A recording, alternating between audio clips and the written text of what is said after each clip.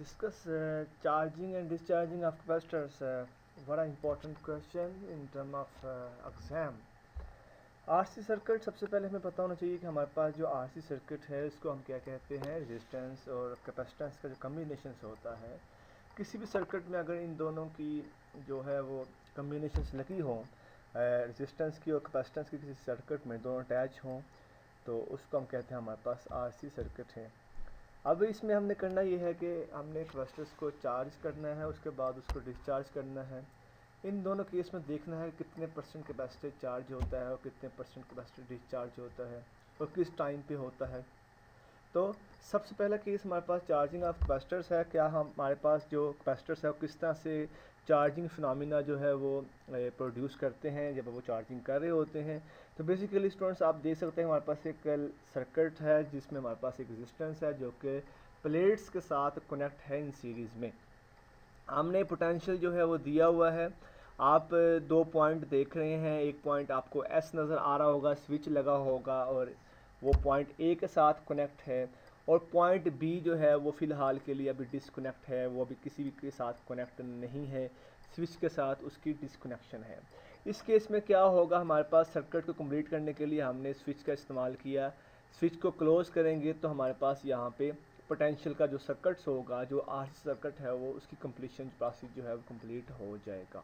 अब यहाँ पे हमने जो बैटरी को इस्तेमाल किया है और बैटरी को हमने कनेक्ट किया है प्लेट्स के साथ ताकि हम वहाँ पे पोटेंशियल्स को क्रिएट कर सकें उन प्लेट्स के ऊपर, और पोटेंशियल क्रिएट्स के करने की वजह से हमारे पास वहाँ पे कैपेसिटर्स जो है वो उसमें चार्जिंग स्टोर होना स्टार्ट हो जाएगी। अब यहाँ पे हमने पोटेंशियल जब दिया है तो क्या होगा, हमारे पास रेजिस्टेंस के क्रॉस से कुछ ना कुछ पोटेंशियल जो है वो ड्रॉप होगा, लेकिन with the passage of time हमारे पास आहिस्ता से वहाँ पे प्लेट्स पे जो है वो स्लोली डिपोजिशंस ऑफ चार्जिंग्स जो है वो स्टार्ट हो जाएंगी प्लेट्स पे, और ये तब तक रहेंगी जब तक हमारे पास पोटेंशियल्स डिफरेंस जो है वो बैटरी का और पोटेंशियल्स जो हमारे पास प्लेट्स का डिफरेंस है वो बराबर ना हो जाए। अगर हमने बैटरी 12 वोल्ट की लगाई है तो 12 वोल्ट ही कैपेसिटर्स के प्लेट्स पे आ जाए तो हम कहते सकते हैं कि हमारे पास अब यहाँ पे जाके हमारे पास फुली कैपेसिटर जो है वो चार्ज हो गया है। When the switch S is set at terminal A connected to a battery wave which starts charging the capacitor through all capacitor is not charged immediately. Charging takes some time to attain maximum value on capacitors Q naught is equal to C V naught. कहते हैं capacitor जो है अचानक charge नहीं होता, वो कुछ time लेता है, आहिस्ता आहिस्ता वो चार्ज होता है, और जब वो चार्ज हो जाता है तो उसको हम क्यू नाट के साथ अब नोट करते हैं, यानी हमारे पास मैक्सिमम चार्जिंग जो है वो प्लेट्स पे हो चुकी हैं और कैपेसिटर्स में एनर्जी स्टोर होना स्टार्ट हो चुकी हैं और फुली जो है वो चार्ज हो जाएंगी जब क्यू नाट की वैल्यू होगी।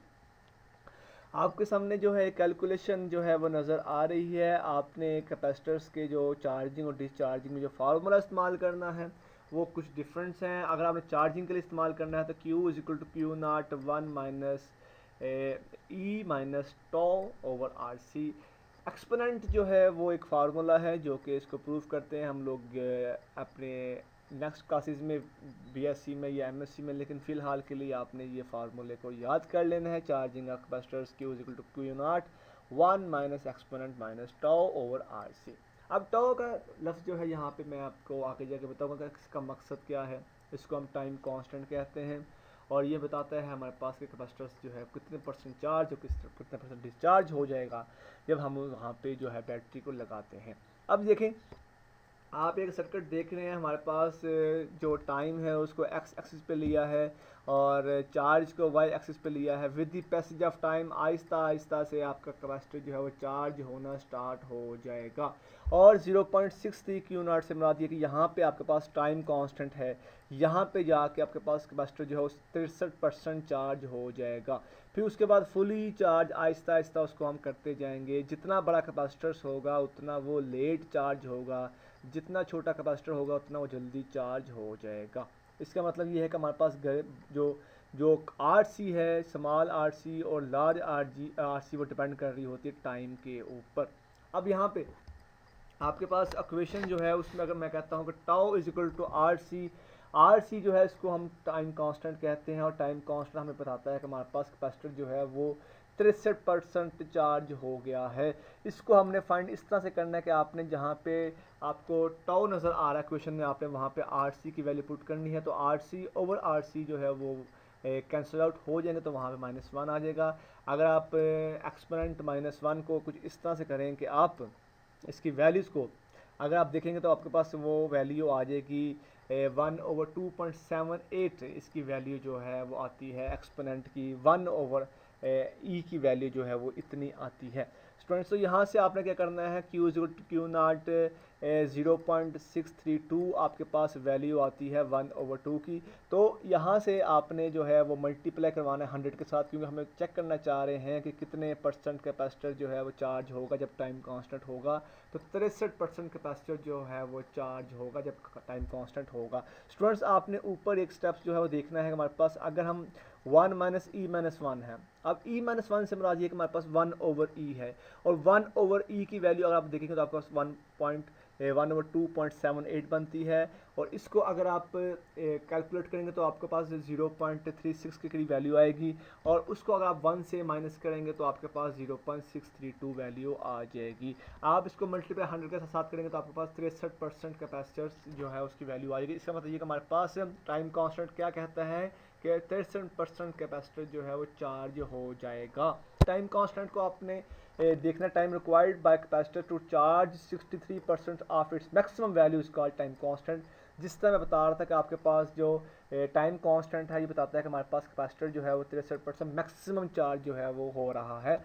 और इसको आप इस तरह भी कह सकते हैं, हमारे पास ये कम्बिनेशन होता है रेजिस्टेंस का, कैपेसिटेंस का, जिसको हम टाइम कांस्टेंट कहते हैं। इसका यूनिट जो है वो सेकंड होता है टाइम का यूनिट। तो इसको आप RC जो है वो उसके बराबर जो है वो रखते हैं टाइम को।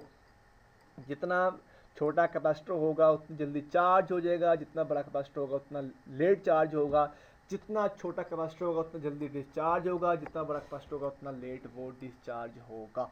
अब यहाँ पे हमारे पास डिस्चार्जिंग ऑफ कैपेसिटर्स में आप लोगों ने देखना है कि हमारे पास किस तरह से कैपेसिटर जो है वो डिस्चार्ज होंगे। जिस तरह लास्ट टाइम हमने देखा है अभी फिगर में कि हमारे पास जो B था वहाँ पर डिस्कनेक्ट था। अब आपने यहाँ पे क्या करना है, स्विच को B के साथ कनेक्ट करना है ताकि जो B के ज़रिए आप पोटेंशियल जो पॉजिटिव था उसको नेगेटिव की तरफ मूव करवा सकें। जब भी अब आपके पास कोई डिस्चार्जिंग प्रोसेस स्टार्ट होती है तो आपको बैटरी को डिसकनेक्ट करना पड़ता है सर्किट के साथ। तो यहाँ पे आपने सर्किट को डिसकनेक्ट कर लिया है क्योंकि आप डिस्चार्जिंग प्रोसेस जो है वो करवाना चाह रहे हैं। तो अब क्या होगा इस केस में, आपके पास जो पॉजिटिव प्लेट्स होंगी उसके पॉजिटिव चार्जेस स्लोली मूव करने लग पड़ेंगे थ्रू दी पॉइंट B से -Q तक। और आप C जो है वो एक लूप देख रहे हैं। C से मुराद ये कि directions of the positive charge हमेशा हमारे पास डिस्चार्जिंग केस में पॉजिटिव से नेगेटिव मूव करती है। आपको पता है हमारे पास इलेक्ट्रोस्टैटिक में हमेशा पॉजिटिव ने नेगेटिव की तरफ मूव करना होता है। तो पॉजिटिव जो चार्जेस होंगे उस प्लेट्स पे वो नेगेटिव की तरफ मूव करने चले जाएंगे वहाँ पे। फिर आहिस्ता आहिस्ता नेगेटिव प्लेट्स के ऊपर पॉजिटिव चार्ज की डेपोजिशन स्टार्ट हो जाएगी और आहिस्ता आहिस्ता वो एक दूसरे को न्यूट्रलाइज करना स्टार्ट हो जाएंगे। अगर पॉजिटिव्स के सारे चार्जेस, अगर वहाँ पे 100 चार्ज मौजूद है उस प्लेट्स पे, तो अगर वो 100 चार्ज नेगेटिव की तरफ चला जाए वहाँ पे भी 100 चार्ज मौजूद होंगे।